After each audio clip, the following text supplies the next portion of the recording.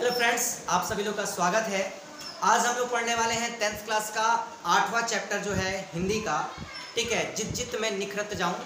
ठीक है, जो इसके जो लेखक हैं वो है पंडित बिरजू महाराज। ठीक है, उनके बारे में ही बताया गया है। ठीक, तो स्टार्ट करते हैं इस चैप्टर को। क्या है? जित जित मैं निखरत हूँ। ठीक है, जित जित मैं क्या निखरत हूँ। इसके जो लेखक है वो कौन है? बिरजू महाराज। ठीक है, तो उनके द्वारा क्या है अपने बारे में बताया गया है। ठीक, तो देखिए क्या दिया गया। निरखत हूं। ठीक है, निरखत हूं। क्या दिया गया? देखिए बाबू, पाठ का नाम जित जित मैं निरखत हूं। निरखत हूं। ठीक है, इसके लेखक कौन? पंडित बिरजू महाराज। ठीक है, क्या दिया गया देखिए इसमें, जित जित मैं निरखत हूं। शीर्षक पाठ बिरजू महाराज पर केंद्रित है। किस पर केंद्रित है? बिरजू महाराज। और यह एक बातचीत के रूप में क्या है उपस्थित इसमें बताया गया है, जिसमें रश्मि बाजपेयी, याद रखना कि उनसे बिरजू महाराज से कौन बात कर रही है? रश्मि बाजपेयी बात कर रही है।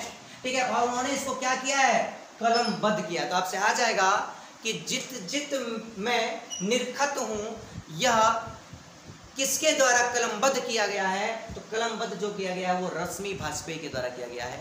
यह किस पर कलमबद्ध है? तो भैया बिरजू महाराज के जीवनी पर आधारित है। ठीक है, क्या है? बिरजू महाराज प्रसिद्ध कथक नर्तक थे। ठीक है, अर्थात वो कथक नृत्य करते थे। वे अपने माता पिता के अंतिम संतान थे। वे अपने माता पिता के कैसे संतान थे? अंतिम संतान थे। ठीक है, इनके पिताजी भी कला के विरासत थे। अर्थात इनके पिताजी भी नृत्य कला नृत्य करते थे और उनको विरासत इसमें क्या थी? प्राप्त थी। नृत्य संगीत में विशेष रुचि होने के कारण वे 18 वर्ष की उम्र में ही सबको नृत्य की शिक्षा देने लगे। ठीक है, बिरजू महाराज विशेषकर सितार, आता है यार केगा, बिरजू महाराज विशेषकर सितार, गिटार, हारमोनियम, बांसुरी, सरोद और तबला बजाया करते थे। आएगा कि भाई बिरजू महाराज क्या क्या चीज बजाते थे? तो सितार, गिटार, हारमोनियम, बांसुरी, सरोद, तबला, ये जो थे वाद्य यंत्र वो बजाया करते थे। ठीक है, जब इनकी उम्र 18 वर्ष की थी तभी इनकी शादी कर दी गई थी। अर्थात ये 18 वर्ष के जब थे तो इनकी शादी हो गई थी। ठीक है, शादी कर देने से इनके ऊपर एक और भारी बोझ आ गया। सभी लोग कहते हैं भाई शादी करने पर बोझ बढ़ जाता है, परिवार की जिम्मेदारी बढ़ जाती है। ठीक है, तो वही चीज इनके साथ भी हुआ था तथा इनकी संगीत साधना में क्या होने लगा था? व्यवधान होने लगा था, व्यवधान पैदा होने लगा था। ठीक है, इनकी संगीत साधना अनवरत जारी रही तथा ये निरंतर प्रगति के पथ पर क्या रहे? चलते रहे। लेकिन फिर भी इसका मुकाबला करके वो आगे क्या करते रहे? अपने संगीत का, ठीक है, और अपने नृत्य कला को आगे बढ़ाते रहे। ठीक है, और क्या हुआ भाई? बढ़ाते रहे। इनके जीवन का सबसे दुखद पहलू है कि इनके पिताजी की मृत्यु। इनके जीवन का सबसे दुखद जो पहलू था जब इनके पिताजी की क्या हो गई थी? मृत्यु हो गई थी। ठीक है, जिस समय इनके पिताजी की मृत्यु हुई थी उस समय इनके पास थोड़े भी पैसे नहीं थे। अर्थात इनके पास अपने पिताजी, जब इनके पिताजी मर गए तो उनकी काम क्रिया करने के लिए इनके पास थोड़े भी रुपए नहीं थे कि ताकि उनका क्या किया जा सके? काम क्रिया किया जा सके, अर्थात 10वां भी कर सके। इतना तक भी पैसा नहीं था। अर्थात पिताजी का 10वां, अर्थात 10 कर्म आदि संस्कार कैसे किया जाए ये इनके ऊपर बहुत बड़ी चिंता थी।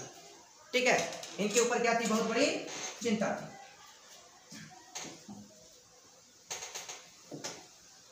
ठीक, इनके ऊपर क्या थी? बहुत बड़ी चिंता थी। यह भी समस्या आ खड़ी हुई थी, इन्हें धन जुटाने के लिए कई प्रोग्राम करने पड़े थे। अर्थात अपने पिताजी का, ठीक है, 10वां कर्म करने के लिए इन्हें क्या करना पड़ा? कई कार्यक्रम, कई प्रोग्राम जाकर करना पड़ा और उससे कुछ रुपए इन्होंने क्या किया? एकत्रित किया और अपने पिताजी का 10वां संस्कार किया, 10 कर्म किया इन्होंने। ठीक है, अतः हमारा ठीक है 10 कर्म संस्कार उन्होंने संपादित किया। अतः इस प्रकार इनके द्वारा धन इकट्ठा कर पारिवारिक दायित्व की पूर्ति की गई। और इन्होंने क्या किया, इस प्रकार अपने पिताजी का क्या जो 10वां कर्म किया और अपने पारिवारिक स्थिति को क्या किया, उन्होंने बनाए रखा और आगे अपनी क्या लगातार मेहनत के बल पर एक ये बहुत बड़े कथक नृत्यक बने। ठीक है, और इनके बारे में हमने जाना। ठीक, तो देखिए क्या दिया गया क्वेश्चन इसमें कि बिरजू महाराज ने नृत्य की शिक्षा किसे और कब देनी शुरू की थी, तो 18 वर्ष में शुरू की थी। ठीक है, नृत्य की शिक्षा। और बिरजू महाराज कौन कौन से वाद्य यंत्र बनाते बजाते थे, मैंने आप लोग को यहाँ से गोला करके मैंने बताया है, आप लोग को बता सकते हैं। अपने विवाह के बारे में क्या बताते हैं भैया कि मेरे लिए बहुत दुखद समय था, मेरे पर बहुत बड़ी समस्या आ चुकी थी, मेरे पर बहुत बड़ी जिम्मेदारी आ चुकी थी और मैं क्या कर सकता था, घर की भी मुझे देख रेख करनी पड़ती थी, अपना संगीत साधना में भी हमको क्या समय देना पड़ता था और बहुत ज़्यादा मेरे साथ क्या होती थी, समस्याएं होती थी, मैं दे नहीं पाता था। लेकिन मैंने क्या किया, उसी में समय निकाल कर अपने ठीक है नृत्य कला को जारी रखा। ठीक, और आज मैं इस संघर्ष के बाद मैं इस मुकाम पर खड़ा हूँ। ठीक है, कि मुझे आज देश और दुनिया के लोग कथक नृत्यक के नाम से क्या है जानते हैं। ठीक है, मैं पंडित बिरजू महाराज। ठीक है, कौन बोलते हैं ऐसा, तो स्वयं पंडित बिरजू महाराज ही यह क्या है बताते हैं और इसे रश्मि भाष पे क्या करती हैं, कलमबद्ध करती हैं। ये बोला गया बिरजू महाराज के जीवन में सबसे दुखद प्रसंग कब आया था, तो जब उनके पिताजी की क्या हो चुकी थी, मृत्यु हो चुकी थी, जब उनके पास कुछ पैसे नहीं थे, अर्थात 10वां कर्म भी करने के लिए नहीं थे, तो उन्होंने कई प्रोग्राम किए और कई प्रोग्राम करने के बाद उनके पास कुछ रुपए एकत्रित हुए, तो उन्होंने अपने पिताजी का 10वां कर्म ठीक है अर्थात काम क्रिया उन्होंने क्या किया, संपन्न किया।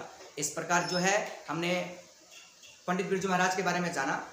ठीक, और आप लोग को आशा करते हैं कि चैप्टर का जो सारांश है वो समझ में आया होगा कि किसके बारे में बताया गया है। आप लोग इसके क्वेश्चन आंसर को याद कीजिए। ठीक है, आपके पास क्वेश्चन बैंक होंगे, आपके पास गाइड्स होंगे, तो आप उसके सहारा लेकर आप क्या कर सकते हैं, इसके क्वेश्चन आंसर याद कर सकते हैं। और आप इसके ऑब्जेक्टिव हल कीजिए, एकदम आपको क्या हो जाएगा, इसके ऑब्जेक्टिव याद होंगे, आपको इसके क्वेश्चन आंसर भी याद हो जाएंगे, क्योंकि आपको इसका सारांश पढ़ लिए हैं, आपको इसमें पता चल गया है कि हमने किसके बारे में पढ़ा है। ठीक है, तो आप प्रयास कीजिए, 100% बनेगा। यदि आपको कोई प्रॉब्लम होता है तो कमेंट जरूर कीजिए, मैं उस समस्या का समाधान करने के लिए हमेशा तत्पर रहूँगा।